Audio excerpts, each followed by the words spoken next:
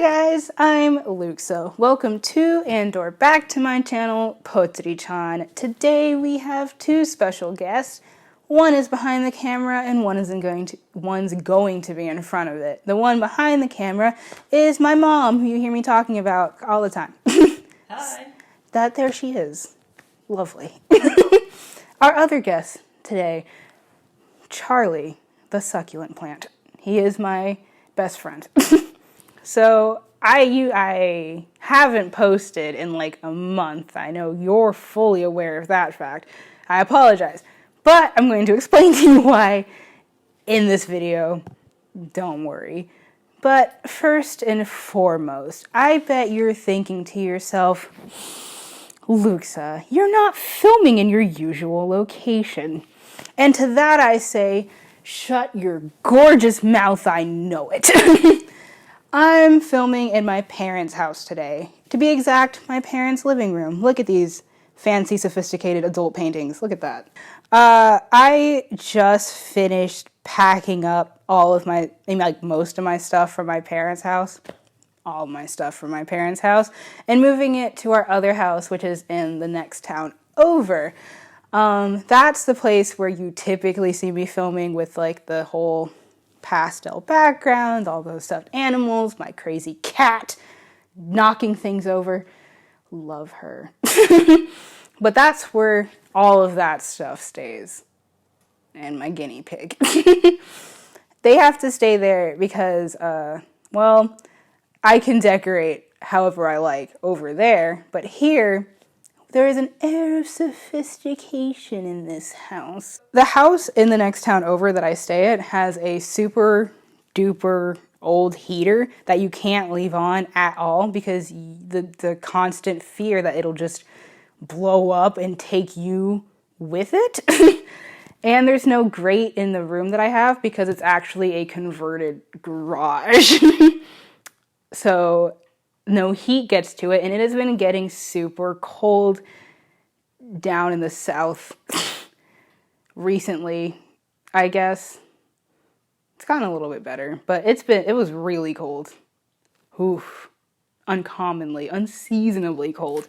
So I couldn't really stay there while it was so cold because I could plug up a space heater, but the room is, again, the size of a garage, so you can't really heat it up with a space heater. But my pets are okay, don't worry about them. There's a space heater where they are in a different room that's way smaller. They're Gucci. And another reason that I probably can't stay at the house as much as I'd like to, it's in a questionable neighborhood, to say the least. And despite having a gate around the entire perimeter of this house that we have there, crackheads still hop the fence, come to my door, setting off the alarm in the middle of the night to ask me for change, or to accost me when I am taking out the garbage at night, or not even at night, in the evening time. They will accost me while I'm taking out the trash to tell me their wonderful stories, which I will be sharing with you right now. Here's one story I'd like to share. One day, me and my boyfriend were standing in the driveway at this house, and this man that we refer to as Crackhead Joe came up to us and started talking about how he was stabbed in the butt a few houses away from where this house is. And despite us not even asking him about anything, he proceeded to turn around after his story was over, pull his pants down, and then show us the stab wound on his butt. That's the type of neighborhood this is. Always something interesting happening. Okay, now back to what this video is actually supposed to be about, not crackhead butts. I've had some odd setbacks in February happen. I have two different scales that I was using, but I was using a older scale at the other house that I was staying at, and it was just showing all of these, like a whole, that's the weight that I've been presenting to you guys, like the low 240s, high 230s. That is what I've been showing. That's what I've been reporting to you and all of that jazz. I used my new scale. Don't know why I didn't just use it the entire time, and now I wish I had. And apparently, the older scale isn't calibrated anymore, and the way that I tested that is by standing on it and then holding a certain weight, like a dumbbell, and standing on it. So you know the exact weight of the dumbbell, 2.5 pounds. That should be able to register on a scale. And it was super wrong. Like it was just wrong. It didn't even show the right amount of pounds added to it when I stood on it. But when I stood on my other scale, my new one, it was calibrated. And unfortunately for me, I've been thinking I've lost way more weight than I have. Well, not way more. Like 10 pounds more than I actually have been. That is how off this other scale has been. So for now on, I'll just be using the one scale continuously, which I should have been doing in the first place. The thing is about that, when I weighed myself with the new scale, I thought, you fat potato, you gained like 10 pounds in 3 days. What is wrong with you? How does that even happen? But then I calmed down after a few more days and realized that's dumb. You didn't actually put on 10 pounds. But then I did put on some pounds because after that I got so sad I started like binge eating again. And then not put on 10 pounds, but like 2.5 maybe. And so, you know, problematic.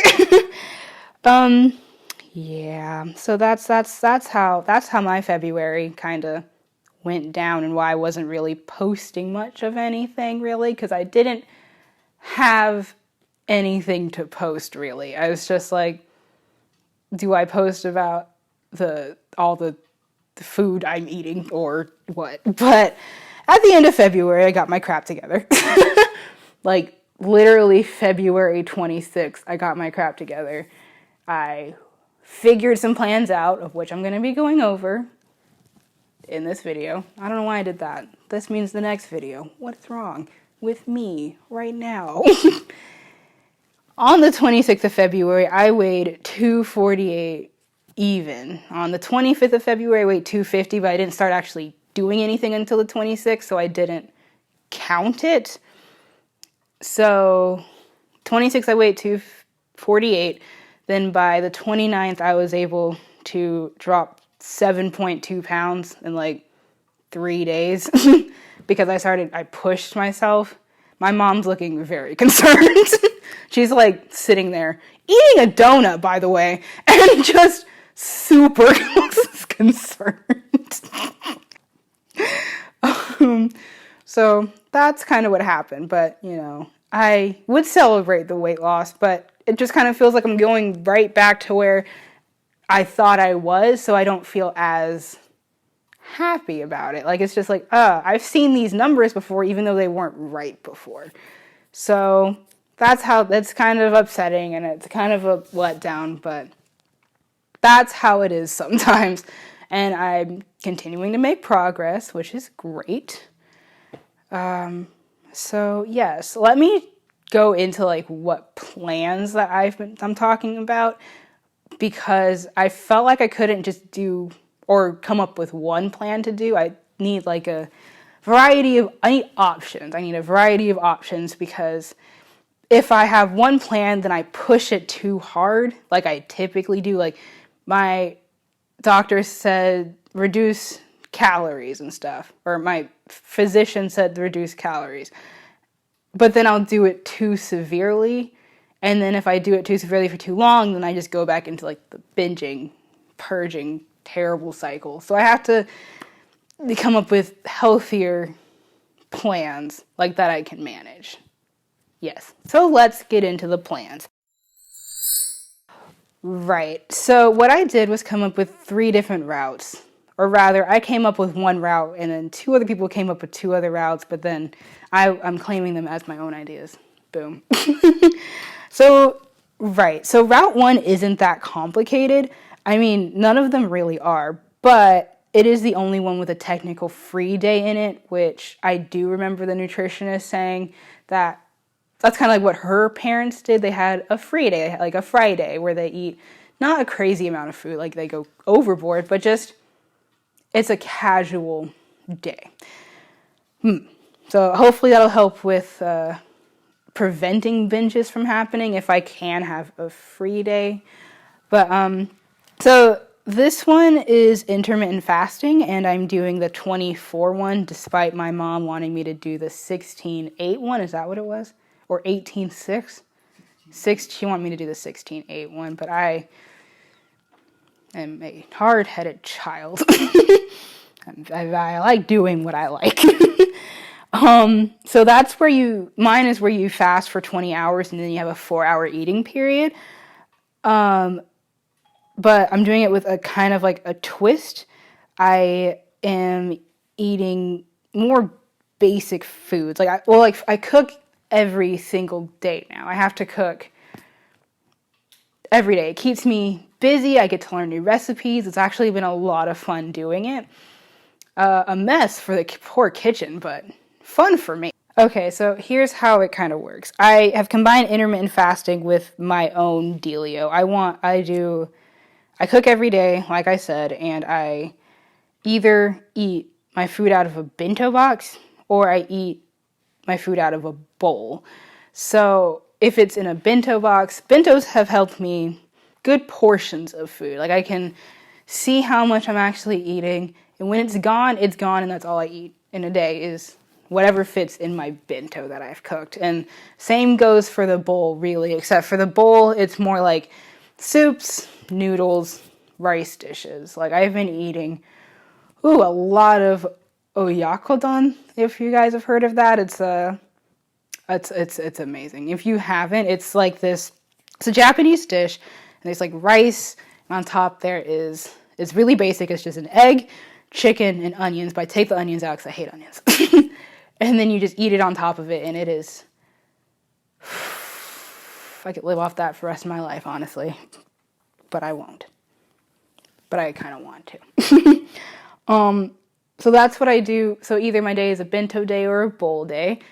And then on Thursday for free days, game night, I can just eat whatever, but not a crazy amount. Like what a normal person would eat, but still only eating like one time in a day is like the easiest thing for me to do. I haven't binged since I've been doing it. I haven't purged since I've been doing it. I haven't had the urges to do either of those things since I've been doing it. And I'm not counting calories when I do it. I only track my weight, the type of day it is, and like what I drink.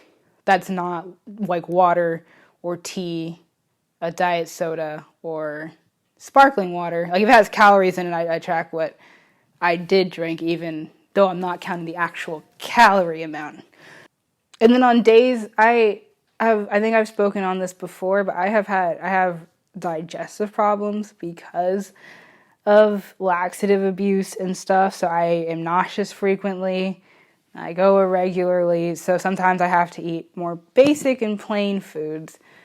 So for those days where I have to do that, I will be eating just okayu, which is konji.